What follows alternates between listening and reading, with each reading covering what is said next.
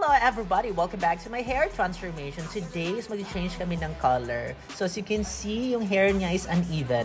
May blonde, may brown, may red, may black, may orange, may purple.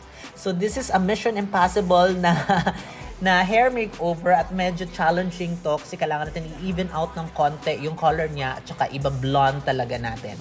So right now is nagla-lighten kami. So before this, lightening process, tinreatment ko muna para may moisture pa siyang ilalabas. So after namin siyang treatment, nilagyan na namin siya ng lightening cream para lang mag-lighten yung mga parts ng buhok. So ang application nito is ginagawa talaga namin spot by spot kasi maraming orange, maraming red.